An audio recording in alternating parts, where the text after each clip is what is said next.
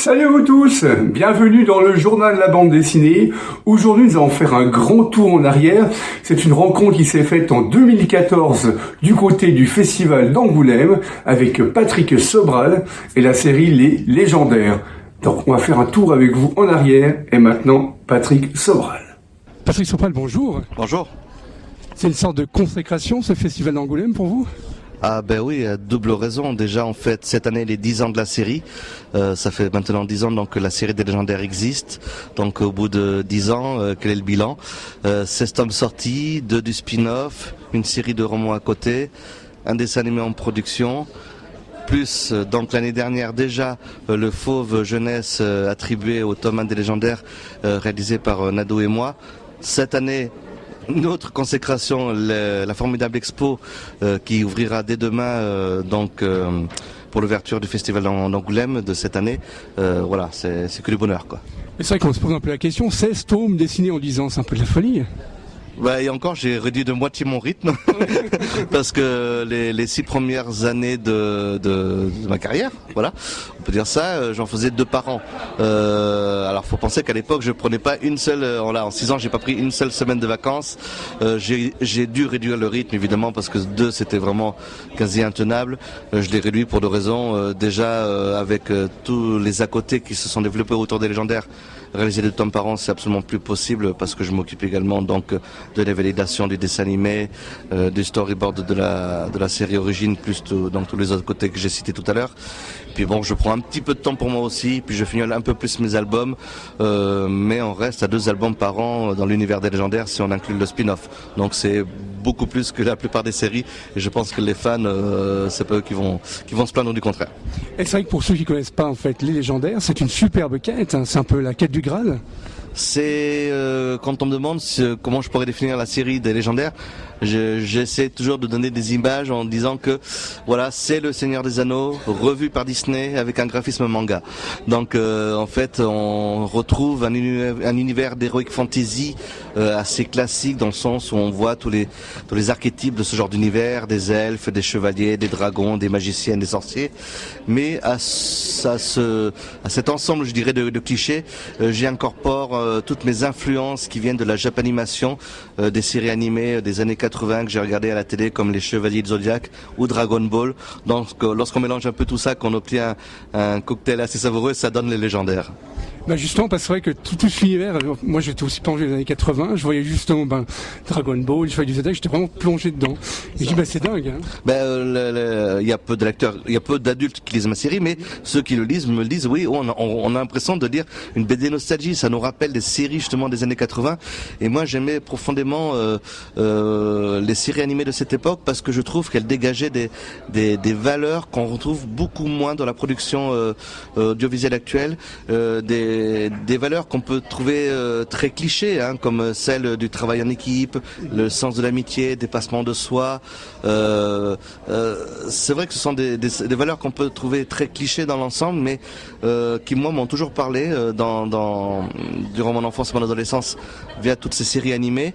Et j'aime mettre ces valeurs-là dans la série également des légendaires, ce qui pour moi en fait une BD très positive, je pense, malgré toute l'horreur qu'on peut voir au fil des pages dans les épreuves qu'affrontent mes personnages. Et Dieu sait que mes personnages y dégustent dans ma série, mais ils en ressortent grandis. Et si les lecteurs peuvent ressentir la même chose, c'est génial.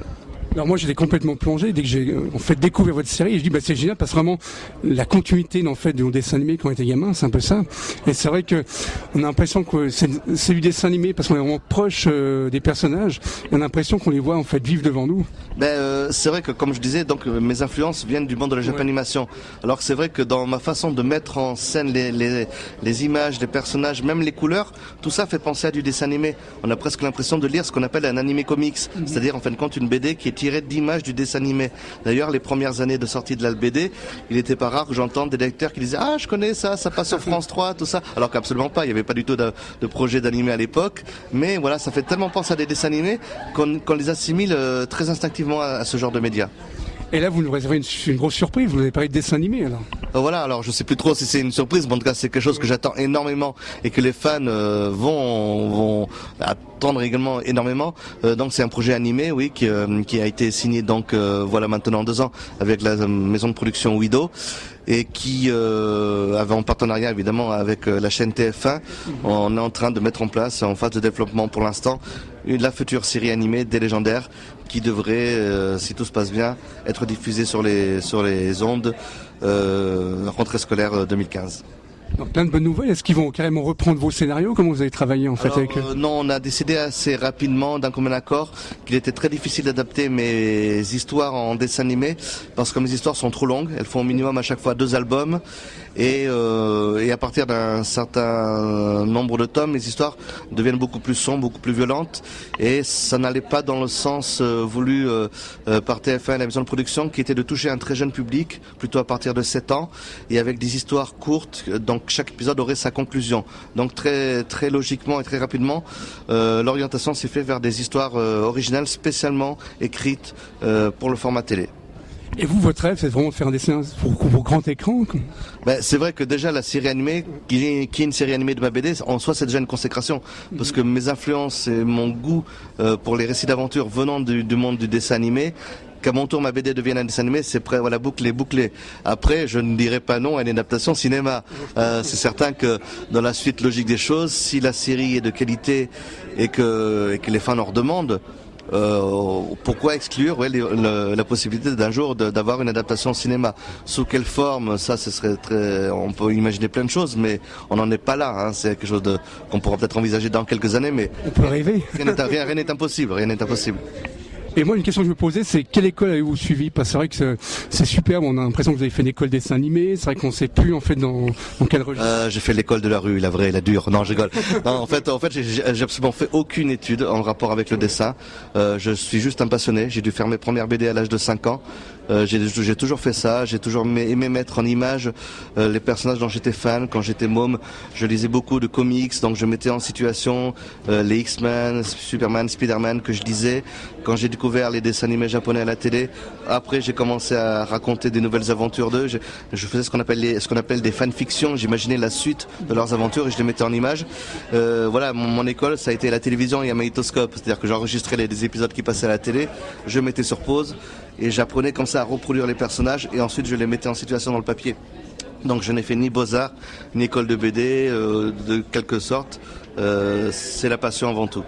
C'est vrai qu'on parlait de fanfiction, c'est vrai que moi quand j'ai lu sur les Légendaires, j'ai l'impression que c'est vraiment le suivi de ce qu'on regardait quand on était gamin, comme je disais avant. Et c'est vrai que je pourrais juste lire la suite et le voir toute la suite au dessin animé.